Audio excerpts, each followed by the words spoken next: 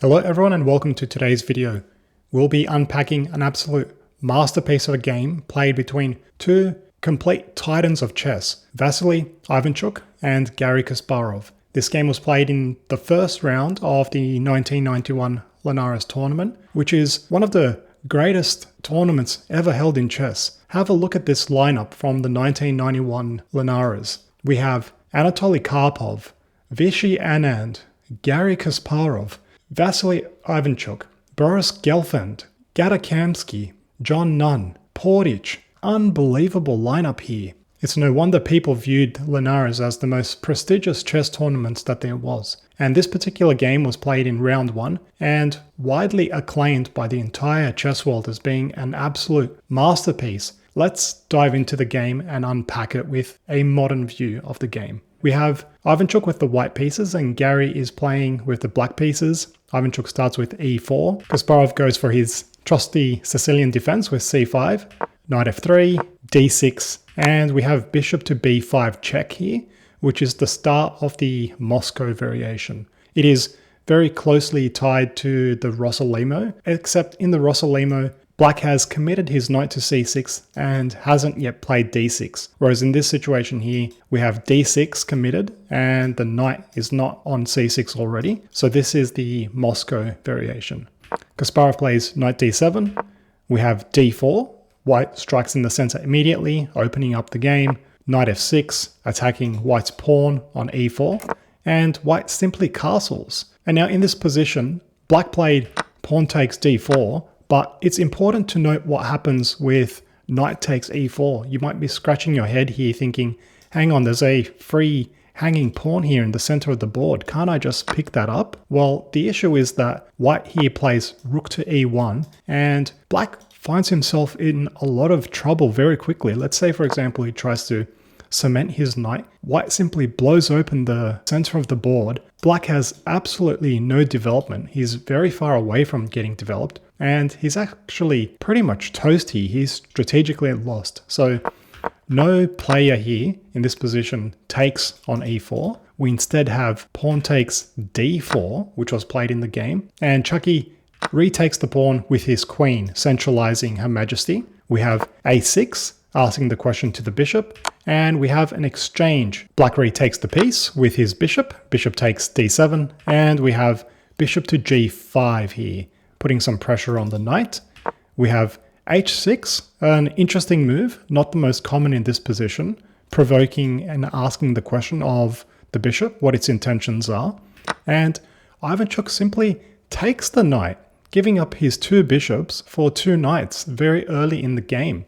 Black retakes with his g-pawn, so he's got a nice compact construction around his king, so his king looks pretty safe there. Even though we have a damaged pawn structure, you might say, actually having these four pawns close to the king keeps the king somewhat safe here. And now I think it's a good moment to just take pause in the game and have a look at the position. We have black with the two bishops and white has two knights. We know as a general rule of thumb that bishops like to have open positions so that they can radiate their dominance over the knights. And the knights really want to keep the position closed. So this game is going to be a nice strategic battle of, can black somehow open up the position and find activity for his bishops? Or can white manage to keep things closed up and show the power of the knights? Okay, so we have pawn to c4 from Chucky. Kasparov plays e6 and he's looking to get a fairly compact development plan here, looking to bring his bishop out to e7 and keep the g file opened up so he can pressure the white king.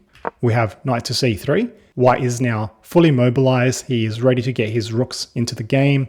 And rook to c8 here from Kasparov. In this position, Chucky plays a nice prophylactic and useful move, tucking his king off to the corner of the board, king to h1. He can see that there is going to be some pressure down that g-file, and it's nice to get the king out of harm's way nice and early on so that it doesn't cause him troubles later on in the game.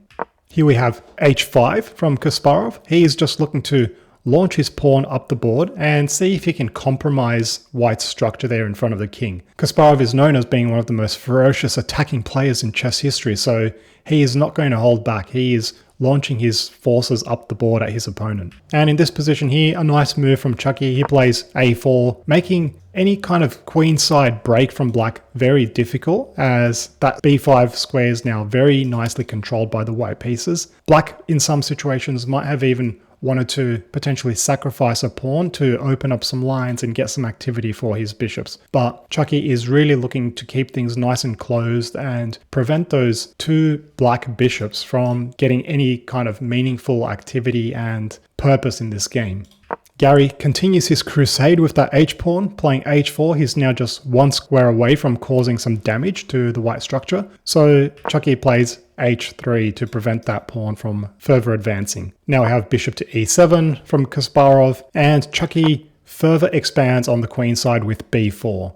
So we can see now a very clear space advantage for the white player. Black has a very compact structure here, but at any moment his position can spring to life. So white needs to be very careful here. When you have a space advantage, it's very easy to overextend and overpress. In doing so, you can open yourself up to a lot of weaknesses. So it's a very double-edged game here. A lot of club players might look at this position and think, white is absolutely crushing. Look at all of this activity, look at the space. But space advantages can also be a double-edged sword. If you don't control and take care of your space, you can end up with a lot of weaknesses and holes in your position. And here Kasparov plays a5. He's looking to undermine some of these structures and to see if he can gain some squares for his pieces. Now, of course, with the knights, Chucky wants to keep things as close as possible, so he plays b5. He does not want to open up lines and give those two black bishops scope to play in this game. Gary plays queen to c7, so now he's threatening to pick up c4 with his queen.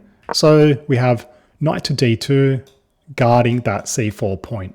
Now here Kasparov plays queen to c5. He would really love to have an exchange of queens. As we know, when you are playing with a space disadvantage, you would like to exchange off pieces so that you have more freedom to move with the remaining pieces that are on the board. Now, of course, with this glorious space advantage that Chucky has, he refuses the queen trade and slots back to d3, which is still a very nice and central location for the queen.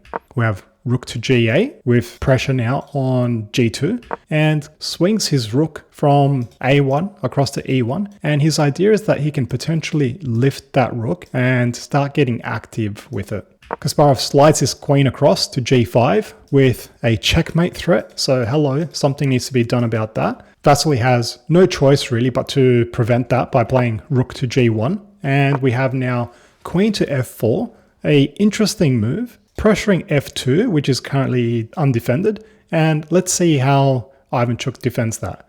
He simply slots his rook back to f1, and he's not so worried about having a bit of a passive position with his rooks at the moment, because he can very easily drop his knight back to e2, boot the queen out from this active position here, and start further progressing his game. At the moment, it looks a bit passive from white, but it's only temporary. We have b6 here from Kasparov, and knight to e2. This is a very important move, kicking that black queen out of her very active post, and she drops back to h6, a very curious square, but the idea is that she'd like to have some influence over these dark squares where she might be able to infiltrate later in the game.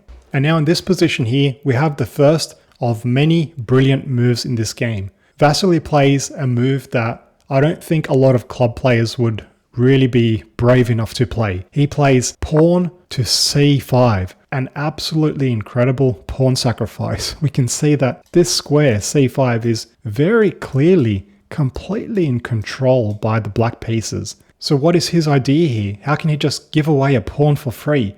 Well, Kasparov takes the pawn and activates his rook at the same time, where the rook can now potentially swing across and get active on the king side. So what was Chucky thinking? He has given up a pawn, and he has also helped Gary Kasparov activate his heavy pieces here.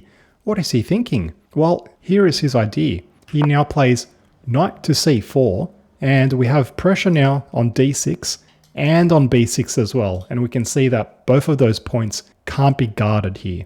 And in this position here, we can very easily see that over the course of the next coming moves, the queen side and potentially the center will start to crumble. So Kasparov plays this nice move here, king to f8, he can see that white will very soon be getting access points to infiltrate the position, so he'd like to get his king out of that part of the board. Now Chucky takes on b6, which has also given him a protected passed pawn, and it is hitting the bishop as well. That bishop is currently undefended, and taking that piece would also fork the king and the rook as well. So this piece absolutely cannot be lost here. So Kasparov simply drops it back to e8, and now we have f4, a really great and aggressive move here from Chucky. His idea is that he'd actually like to push forward further with his f-pawn to f5, and the idea is that if black, for example, were to take that pawn, suddenly we get access to this glorious d5 square for the knight to hop back into.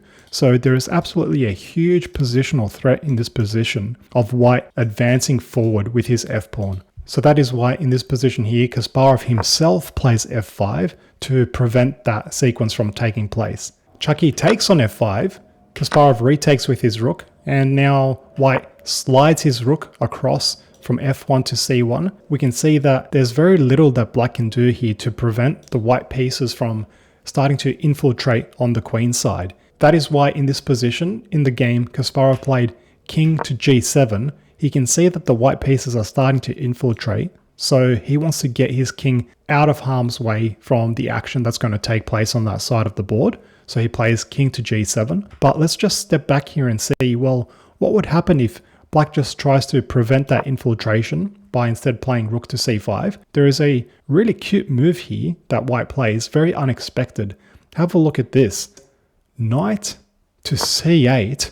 Look at this here. We have a pawn that's going to be raging up the board, and in a practical game here, there's actually very little that you can do to prevent that pawn from just racing up the board and creating a whole bunch of havoc here. The knight is guarded through the x-ray by the rook, so it can't be captured there, and this passed pawn is just going to be an absolute menace. So that is why, if we go back to the game position actually, that is why Kasparov played king to g7, but it doesn't make things much better, because have a look at this move now. Chucky plays g4. Absolutely unbelievable. I'm going to give this move an exclamation mark, because I know that a lot of club players would be completely terrified about the prospect of potentially opening up the position in front of their king. But we can see that black taking en passant here is not an option at all, because we simply retake with the queen, and black is getting absolutely destroyed here. He can't move the king out of check, because then we'd just pick up the rook,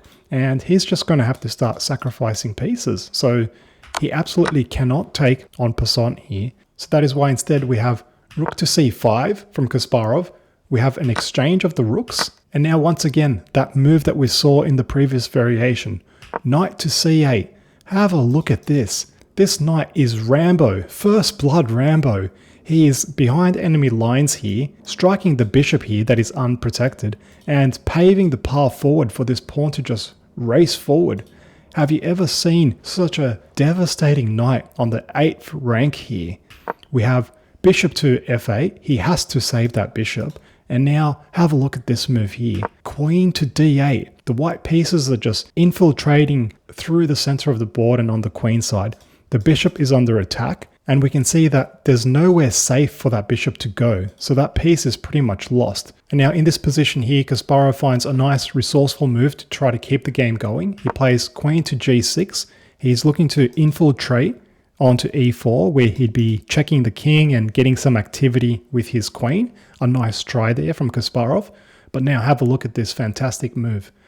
f5. Once again, I'm giving this an exclamation mark. Completely awesome prophylactic move, preventing the black queen from infiltrating on those light squares and trying to get some sort of counterplay. So Kasparov slides his queen across to h6. Maybe now she can get activity via the dark squares, but once again, no siree, we are shutting the door on that queen. g5. Every time the queen tries to get active, she is shut down. Queen to h5 here. Once again, looking to get active with the queen. She is hitting the knight that is loose on e2 now. And once again, no siree, we are shutting the door to that queen. Ivanchuk plays rook to g4, blocking the queen's infiltration points. And once again, every single time that queen has tried to get some sort of activity or involvement in the game, she is just getting completely shut off. Unbelievable prophylactic play here from Ivanchuk. Kasparov plays e takes f5, hitting the rook, but you know Ivanchuk, he is too classy to be playing a retreating move here with his rook. He jumps into f4 with his knight, hitting the queen. He doesn't care about the rook because black's queen is under attack here. Kasparov retreats his queen back all the way to h8. And have a look at this sad state of affairs from the black side. All of his pieces, absolutely every single piece, is on the back rank. His king is literally blocking 3 pieces from being active. So it's like the complete activity blocking king here. He's got a piece that's hanging. His pawn structure is completely shattered, but all of those positional considerations are completely mute here because there is a simple mating sequence here. Chucky plays queen to f6 check. The king has nowhere to go but to h7, and now we have rook takes h4 check. And in this position here, Kasparov resigned the game. There is nothing to do here other than give away the bishop, and rook takes h6 would be checkmate. So what an absolutely masterful game here from Vasily Ivanchuk, completely demolishing Kasparov in the Sicilian defense. Kasparov was completely unbeatable in the Sicilian back in 1991 during the peak of his powers. So an absolutely masterful game, and thank you everyone for watching the video. I hope that everyone got a lot of enjoyment from watching that game.